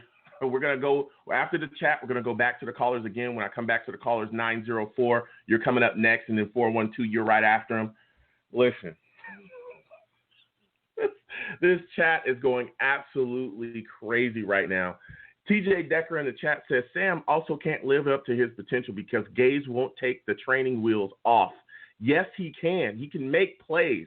Maybe not Mahomes, but he'll be a top 5 if he has a good coach and NFL caliber wide receivers. Exactly. The fact that you're not allowing your quarterback in the third year to make audibles at the line, that is atrocious. That's atrocious. Anyone that listens to Steve Young, anyone that even dealt with football could tell you there's things that Sam can see on that field that Adam Gase can't. How do you not allow him to make the change if changes needed to be made on the field? He's in his third year. This is where you see a quarterback ascend, take the next step, and be able to really manipulate the offense, take the lead, take the command of the offense, and move forward. You're hamstringing him. You're stunting his growth. You're doing that because of your ego. You think the plays that you call are perfect, and so no one should go away from them. You're a nut job, Adam Gase, and you should be fired. I can't wait till you get fired. Oh, man. Legion of Knicks podcast. Shout out to Legion of Knicks. Legion of Knicks says, this is crazy. Why is Joe Douglas allowing this garbage? Listen, Gase should be fired immediately. Without a shadow of a doubt, should be gone. No reason for him to be here. I'm going to go back to the callers really quickly. 904, you're on the call. I want to hear what you have to think about the Jets losing to the Niners in this fashion and Adam Gase still being the coach of the New York Jets. Oh, excuse me, 412. 412, you're on the call, man. Hey, what's up, Long Beach Joe, man? This is our Legion of Knicks podcast, man. I'm fairly. It makes no sense. If you're Joe Douglas, right? I understand that GMs that want to come in and they want to build with their own vision, right? They want to build, but if you have certain pieces in place that can get you to, because the vision is win a Super Bowl, I would assume. If you ask all the GMs, they'll say, what is your ultimate goal? Is to win a Super Bowl, right? If your ultimate goal is to win a Super Bowl, right, and you're Joe Douglas, fair enough, you don't have the control to fire Gase, who is, I don't want to insult idiots by calling him an idiot. Maybe he's like an amoeba. Like he just, amoebas don't have complicated brain systems. I'll call him something close to that because I'm not going to insult idiots. If you have why wouldn't you go to Woody or Chris Johnson, whichever idiotic Johnson there is? Why don't you say, hey, look, I can't stay here any longer. I need control over coaching. And put it like this. Hey, I came from the Ravens. I came from the Eagles. I have guys from those systems that want to come here to coach up this team so we can have the best of both worlds. Hey, we can bring some Doug Peterson guys, some John Harbaugh guys. Why not have that? If Chris Johnson says, hey, I want to do things my way, just leave because you're going to get a job back with the Eagles. You're going to get a job back with whoever. Why would you sully your name by allowing a guy like Sam Darnold, who we've seen in the rookie year? We were all complaining about Jeremy Bates. You know how badly I miss Jeremy Bates, bro? We had Sam Darnold looking like a possible franchise quarterback, throwing the ball downfield. If guys that don't believe me, obviously all these Jets fans believe me, but go and look at what he did against the Houston Texans. Go and look at what he did against the Raiders, against the Colts, against the Packers, against Aaron Rodgers who beat the Packers. And you're sitting here and telling me this guy is better off dinking and dunking? I think he took his first deep downfield shot, what was it, in the third or fourth quarter? I'm talking about deep. It was the third and fourth quarter. We were down already. Bro, every second down, what is it? Either screen or run pass. Go look at how the defenses, and I forgot who did the video on this, but the defenses it's almost insulting. We're on second down. We'll have single high coverage with the safety, and they're playing press man. And you had, when Brashad Perriman was healthy, you had Brashad Perriman one-on-one. A speed demon and Brashad Perriman, and you're going to tell me on second and 10 second, whatever, you're not going to try to take a shot downfield with a guy you brought in to be a downfield threat? You're just going to run, let me just run Frank Gore up the middle again because he's 37 years old, and he's only 37-year-old running back. Are you shit? Bro. This is what I like about the football community. Your boy Steve Young came out and he didn't trash, but he said, wait, you can't audible out of. He said that's nonsense. He said the only way to teach your quarterback in the game is allow him to audible in tough situations. The only way, he said, when they said, well, what about 4th and 7? He said, bro, there are a plethora of plays you can run on 4th and 7. Mind you, I think it was Sanchez who ran a 4th and 1 against the Steelers in the regular season game. He ran a naked bootleg for the touchdown, wasn't it? That was 4th and 1. So what is Guys, I'm sorry. I'm not gonna curse. I swear my life I'm not gonna curse. Please don't curse. Don't curse. It's a family show now. I will not curse. But these players, Avery Williamson came out. I think it's McDougal, excuse me, came out so far. These guys need to go on a soft strike. Hey, I'm not gonna give him I'm not getting hurt for this guy because Sam Darnold, you are wasting. Think about this, Sam Darnold. You are playing football now. When you're 50, 60, you might not be able to walk well again. And I understand this football game is a little bit safer now, but look at guys like Earl Campbell, who, as much as I respect Earl Campbell, this guy, his body is decrepit. You are sacrificing your body for a guy who's playing with your life. Sam Darnold, I don't know if your parents are talking to you. I don't know who's talking to you. You guys on this Jets team, you need to all do. I know Mekhi Becton, I love what you're showing. You are looking like a road-grading demon out there. It's beautiful, but you're playing for. Yeah, Mekhi's playing well. Quentin Williams, you had a great game last game, and I said this. Quentin Williams is not a 3-4 nose tackle. He is a 4-3 demon. You allow him to play one-on-one against guys, teach him a little bit more of an Aaron Donald. I understand if you want to play him inside, blah, blah, fair enough. But you have guys who, think about this, Brandon Shell, and I forgot who else. They're talking about the Jets indirectly, saying, yeah, hey, it feels good to be 2-0. And these guys are looking like good players for competitors, for contenders. Guys, Jets, wake up. This is not football. They're sacrificing your lives for, I don't know what reason, for what, Trevor Lawrence? And you bring in Trevor Lawrence. Man. So what is Trevor Lawrence going to do with this coach and this personnel, bro? What is he going to do? Exactly. Clemson got receivers, bro. T. Higgins. Bro, Clemson got receivers. Trevor Lawrence, if I were you, I would pull a Peyton Manning and say, mind you, Peyton Manning, who didn't want to come to the Jets in 97 or whatever, and stay in school an extra year, he's telling us to get Gase. Hey, Trevor Lawrence, don't come to the Jets. I'm telling you, do not. If we have to get Gase out and get the ownership to either sell or change up, you guys need to go on a soft strike. Boycott the Jets in terms of playing for this team. Don't kill yourself for this team. Adam Gase is in charge of lives. How? Man. It's completely ridiculous. And you're absolutely bringing the fire, Legion. Again, I want to thank you for calling in. Give me your thoughts about this defense, though, man. Because to start the game out with an 80-yard run by Mozart, the way that Ogletree looked, completely terrible. Give me your thoughts on that. Well, Ogletree is playing with like he has a fridge on his back. He looks slow. He looked terrible. The fact that the Jets were, I believe, number 2 in run defense last year. And shout out to Jamal Adams. Look, I don't like the way he went about it, but I thought that the reason why he left in terms of team, with regards to team being up, was he was right. And Greg Williams is a boom or bust guy. So, some years he looks excellent and some years he doesn't. And I think it's a mixture, bro. I think that you have players on this team where it's like, I'm just going to give it half of me. I'm not going to go and try to work hard to set the edge. Jenkins, on that play, that's embarrassing. And the fact that he almost had another one if it wasn't for a flag, it's truly embarrassing. So if it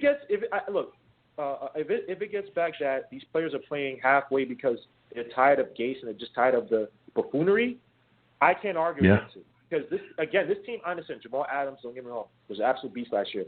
But he wasn't the only reason why the Jets were number 2. You saw guys like Cal Phillips. You saw guys, Cal Phillips looked like, everybody was like, who the hell is this guy? He looks good. Where did he come from? So the fact that they're not doing it this year, it speaks volumes, man. But this defense, you got bums. You got Pierre Desir, who got a lucky interception. Oh. He looked terrible this year. Terrible. That guy's been horrible. He looked horrible. And they're playing, and even last game, they're playing a lot of soft coverage. So that's what I'm confused about. On third down, right? Why are they playing so much off-man coverage? Like, Todd Bowles used to do this stuff a lot, and I'm like, all right, well, if it's 3rd and 5, once he crosses the 5-yard or whatever the marker is to get that 5-yard, and he turns around and catches it, okay, you made the tackle, but you allowed a first down. Like, why aren't you playing more up front man? Hey, if you beat you, but you're not going to make it easy. Press them at the line. Be a little bit more aggressive. Why did the Jets do that? Like, they've been doing this for years. I don't understand why we play off-man coverage, especially on third down. Yeah. The defense just looked terrible all day, man. But I want to thank you for calling in, Legion, man. Next time I have my show, next time I stream, bro, please call in, man. I'm serious. I absolutely love talking to you. You brought the fire, bro. Oh, I'm coming back. You know that, baby. But, again, I'm happy. I see you doing your thing now, man. Salute to you, man. I'll be back here next week, man. So, peace, bro. Peace. All right. Thank you so much. You have a good night. You too. Man, Legion of Knicks called in. I'm talking about with absolute fire.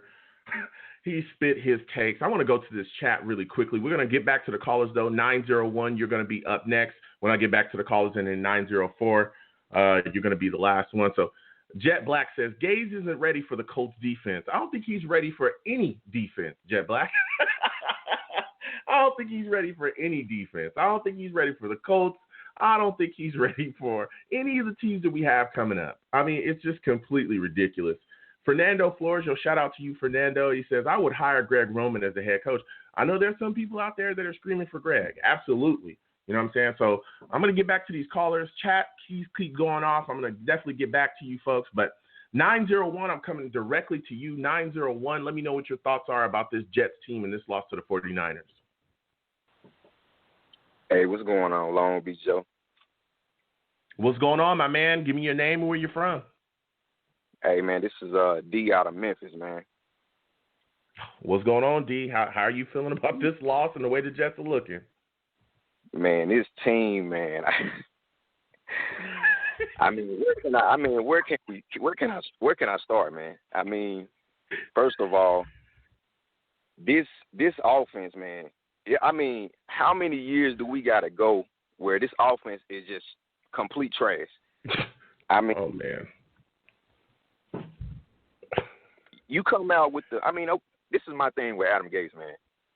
You start the game, okay, you go into the game with a game plan, but then when you get into the game and you see something is not working, why don't you change the game plan? You continue doing the same thing over and over, which is the definition of insanity.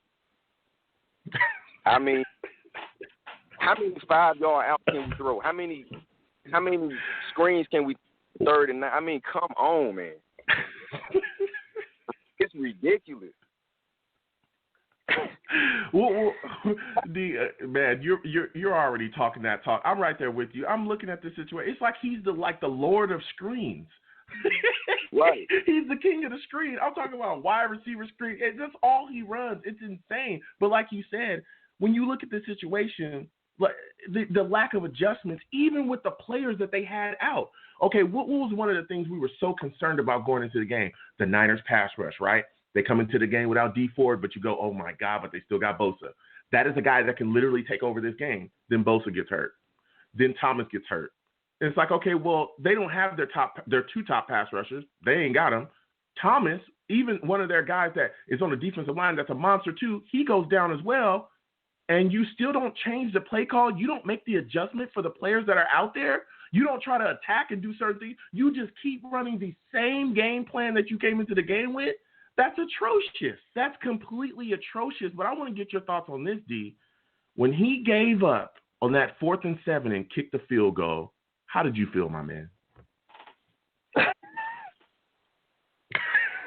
Man, I mean, the score is 24 to 3. I mean, what is 3 points going to do, man? Oh my God!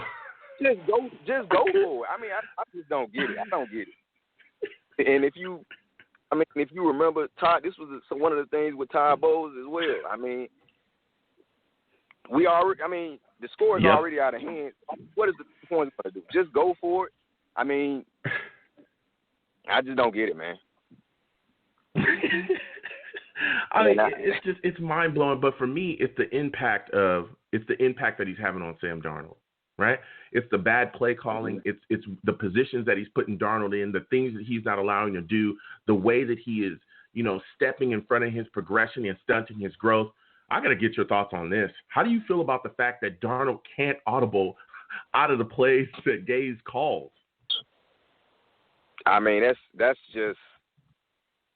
I mean, the guy's in his 3rd year. I mean, I don't understand why he's in his 2nd year with Adam Gase's system. So I don't understand why he wouldn't have more leeway to audible to something that if he sees it, because obviously he's not on the field.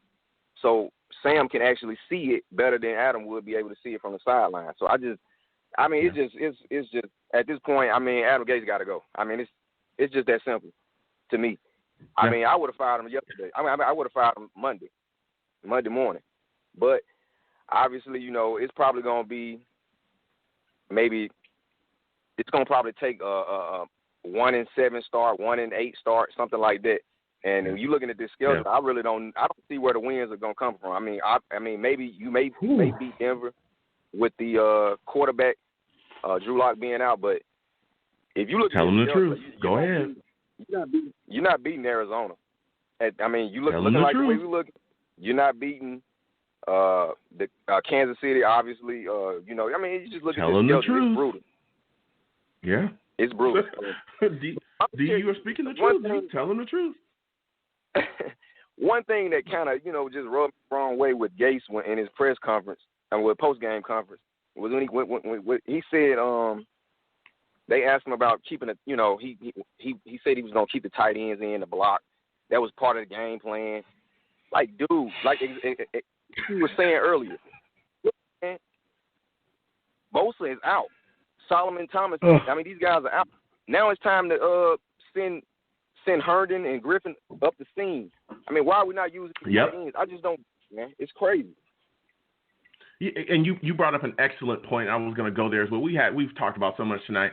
The fact, and that's why I said, hey, where's the adjustments? We came into this game and we said to ourselves, okay, well, the issues offensively that we have here outside of the play calling and, the lack of talent was, hey, the wide receiver position because Crowder's missing. Crowder's hurt. He's not going to play.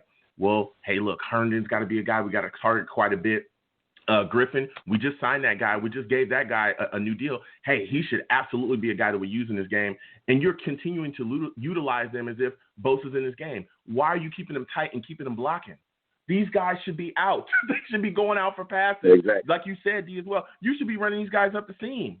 But when you don't adjust and you have no clue what you're doing offensively, Gabe, this is what you're stuck with. When you have a guy that doesn't understand how to utilize players on his roster, and we've seen that across the board from in the past with the Dolphins, from Devontae Parker, Kenyon Drake, Gesicki, all these guys that have gotten away from him and have turned into better players without him. Now he comes here. Is there any bigger, a sign of that than the way that he dealt with Le'Veon Bell? Look at how he dealt with Le'Veon Bell, a guy that had a ton of yards, who came in here, who was literally a Hall of Fame player before he got here. He gets here, has to deal with Adam Gase as the head coach, and he's the worst seasons of his entire career here. He looks completely different in this scheme. It's not everyone else. It's Adam Gase. If anyone's confused about who it is, it's Adam Gase. You know what I mean? Exactly. It's the same thing everywhere he goes, man. It's completely ridiculous. But I want to get your thoughts on this as well. I want to go to the defense really quickly with you because we touched on a lot of stuff offensively. Defensively, when you saw them giving up the yardage that they did, particularly on third down, that third and 31 where they gave a 55-yard run. How did you feel about this defense and Ogletree and May getting beat as well? How did you feel about what was going on out there?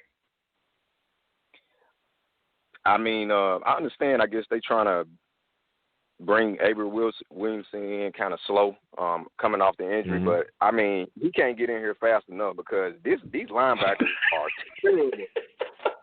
terrible. Good Lord. So, it's really nothing to be said. I think the defense they'll be better. But my thing with the defense is we still don't have a pass rush. So it's only so much the secondary is going to be able to do. You don't have a pass rush putting pressure on the quarterback. Jimmy Garoppolo was 14 for 16. On one leg. So insane. Jimmy beat us on one leg, and then he left, and they still were moving the ball. Yeah. Then he left. He wasn't even playing, and still moving the ball. Yeah, it's a disgrace, man. Right now, we just Adam Gase can't get out of here fast enough for me. Yeah, no, it's absolutely ridiculous. But D, I'm going to get to the rest of these callers, man. I want to thank you for calling in, man. You have a good night. The next time I do a show, I definitely want to hear from you, my brother. All right, appreciate you, man. Yeah. All right, you have a good night. Man, D from Memphis calling in. This bringing the fire. You hear the frustration in his voice like every other Jets fan is frustrated today. It's completely ridiculous what we're seeing. It's ridiculous. The coaching, the bad plays, the Ogletree going out there looking completely horrific. And then you got Adam Gase. Yeah, he's trash. All right, give him another one. He's completely horrible. Completely horrible.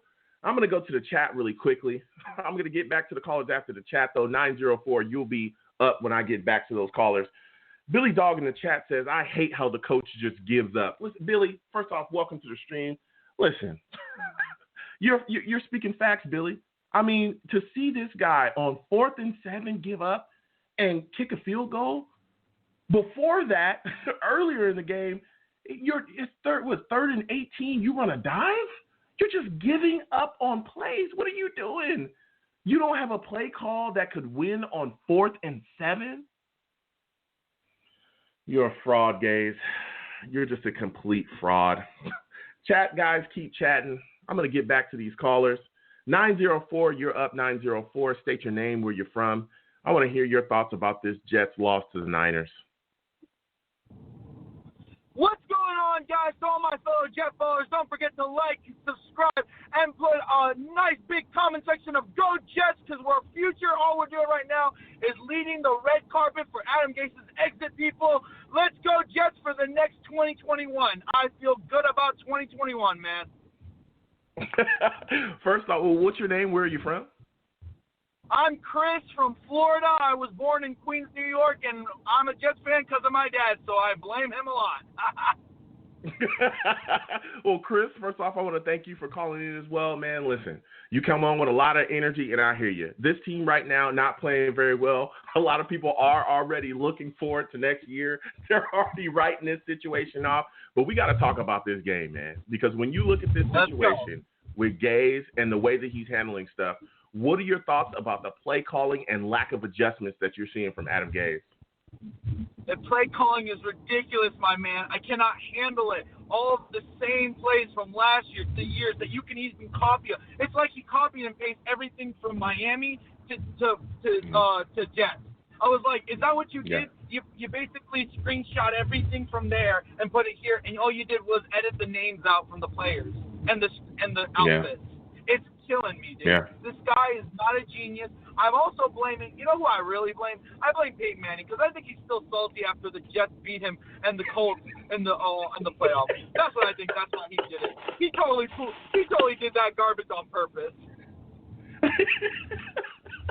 Look, you know, maybe this is him getting back at us. You know what I'm saying?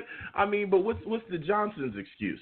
I mean, the fact that they hired this guy, the fact that Chris Johnson comes out and calls him an offensively brilliant mind, I mean, it's just absolutely mind-boggling. It's completely mind-boggling. But I want to get to some of the players with you as well on offense. What are your thoughts about the play of Mekhi Becton? I mean, he was extremely physical against the Niners, and he won a lot of matchups. I mean, how are you feeling about the way he's playing left tackle? I'm loving how he's playing, and, you know, I'm glad you brought up player content. This is where I really put a lot of emphasis on our new GM, and I have a lot of faith. He got a good set of squads to do some talent searching, and Mekhi Becton has definitely shown the protection. Even just in the beginning of play when Bosa was out, that was Mekhi Becton putting in the pressure, man, getting all of that boy down on the ground, and even on the Buffalo plays. And not just Mekhi Becton, man. The punter, man, is doing well. Perryman, even when he was not Rashad Perryman, I'm sorry, P. Ryan, when he just had that one play, and he went to a first down. Oh, my gosh, like, look, and why didn't you use him again? He got you a first down on the side play. So I really am glad to see that the picks, at least 3 out of the few that Joe did get, are showing progressions. I'm just really sad they got a bad leader behind them. That's the thing I'm sad about. Yeah. And you know, I mean, the other Greg Van Roten was terrible. I mean, that guy was terrible. Oh, my goodness. He did not have a great game. But I'll tell you what, Becton was a guy that definitely stood out on the offensive line. Extremely physical. I watched him pancake a guy as well. He was getting his hands on guys and moving them. But this, you know, the play calling was horrific. And like you said as well, you know, you go away from guys that are making moves. Josh Adams on the 4th and 1 to me made no sense. The fact that Darnold can't audible out of plays that he sees. I mean, how do you feel about that one? The fact that in his 3rd year, Gaze is not allowing him to audible out of plays. That right there is telling you why you should not give up on Sam Darnold.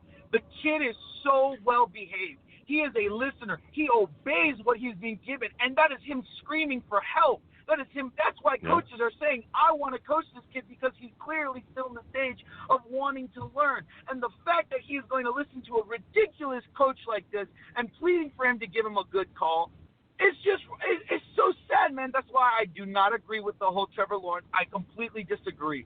Fire Coach Gase.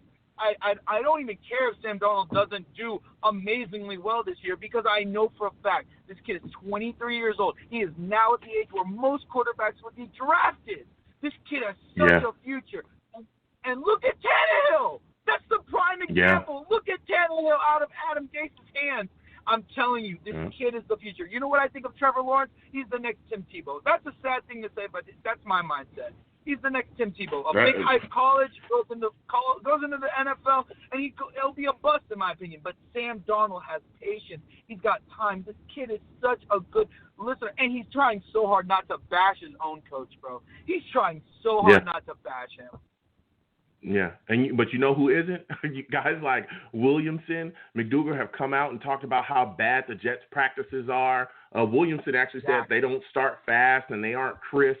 McDougal talked about how the Jets aren't practicing to win. They don't win in practice. Guys are, missing tackles, all kinds of stuff like that. What are your thoughts about those? I mean, those are stinging indictments on Adam Gase, aren't they? That's exactly what it is. They're trying to slowly, hint at it. Honestly, it's like you asked earlier about the defense, how people feel about that play. Think about this: how can a defense do good against even a decent offense if the offense they're always practicing with is trash? That's Adam Gase's offense that they're practicing with. It's garbage. You know what we should do? And I hope this is I hope nobody takes this the wrong way. But you know that video where they were like, enough is enough? We should get a bunch of fans and huge celebrities that are Jets fans and do a big collaborative video of saying, enough is enough. We need change. Enough is enough. Fire Gase, please. Yeah. What are your thoughts about the play of Marcus May? Marcus May, I think the thing is, I'm super glad we kept Marcus May. I think he's going to get an extension.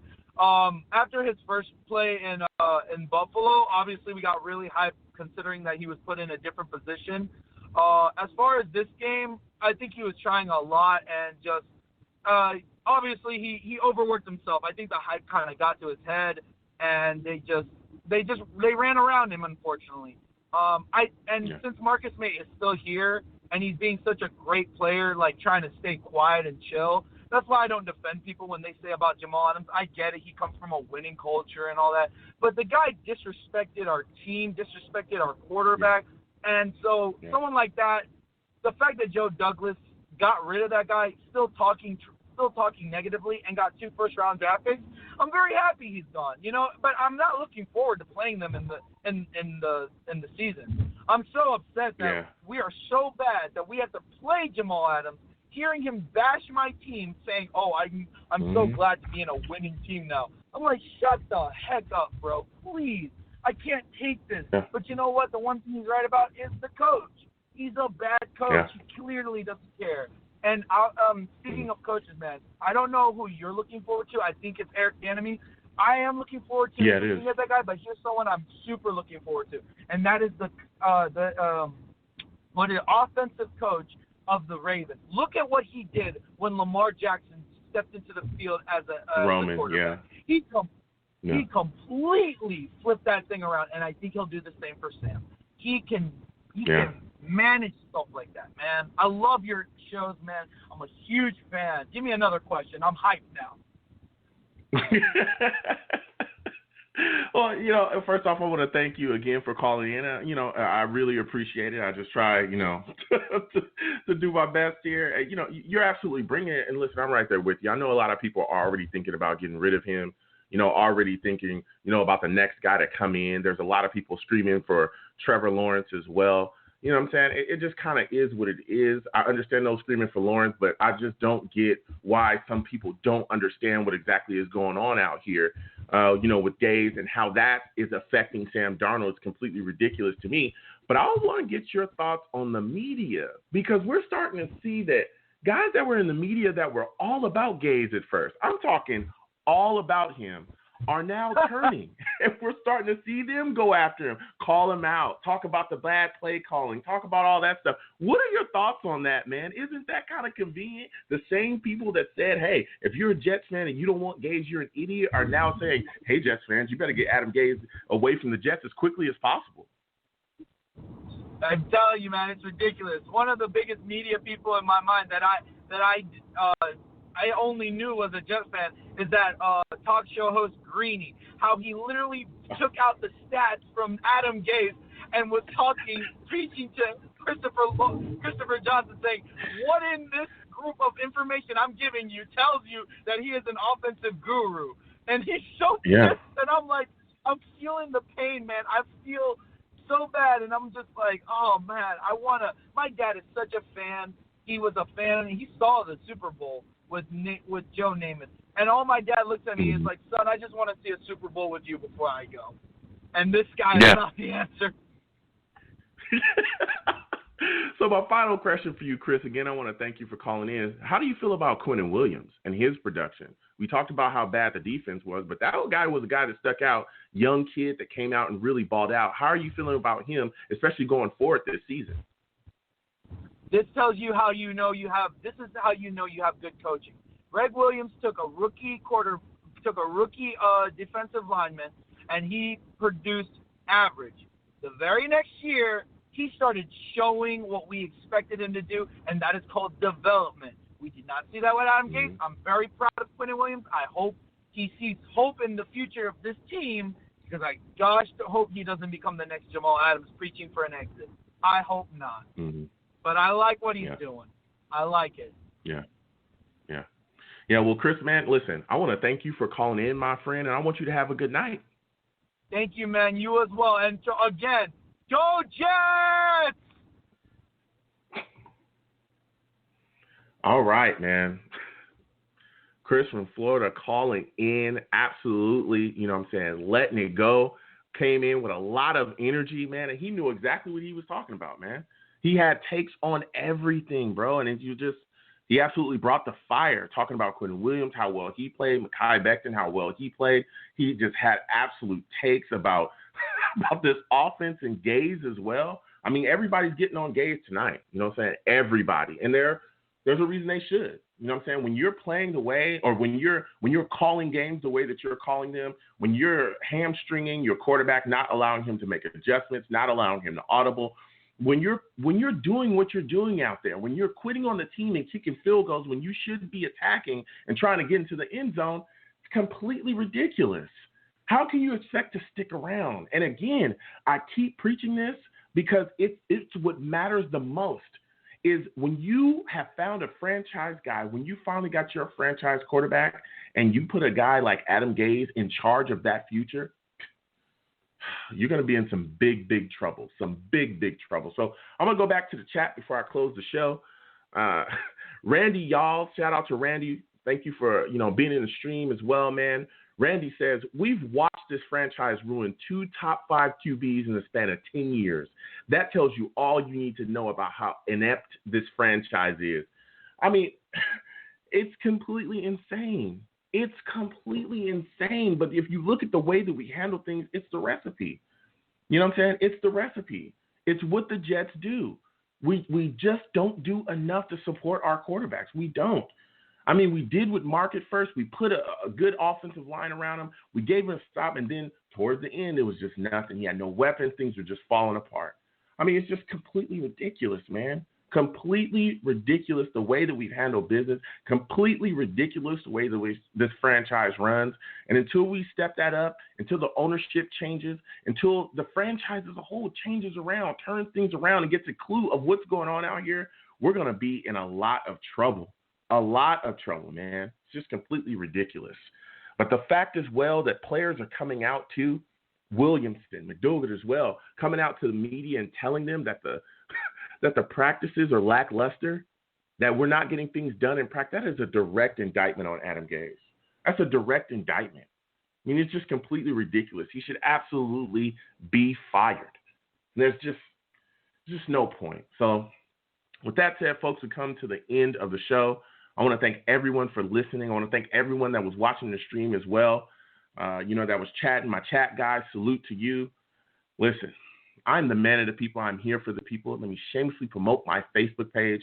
Everyone go on Facebook, search The Long Beach Joe Show. Like that page. My content's up there. Go ahead and give it a listen. Message me. I'll message you right back. I love going back and forth with folks about this football team. Also, leave me some feedback. I love hearing about what you folks think I do here on The Long Beach Joe Show. I'm also on Twitter as well at YoungJ000. That's 3 zeros.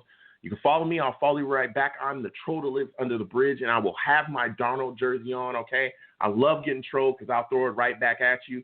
You can also find the show page as well on Twitter at The Long Beach Joe. Go ahead and follow that. I'll follow you right back on there as well. And as always, people, when you see me in person, okay, when you see me in person, it is arms out, chest open, free hugs for everyone, okay? The hugs are absolutely free. Don't let anybody tell you anything different, okay? The hugs will always remain free, all right? I want to thank you folks for listening. You folks are the absolute best.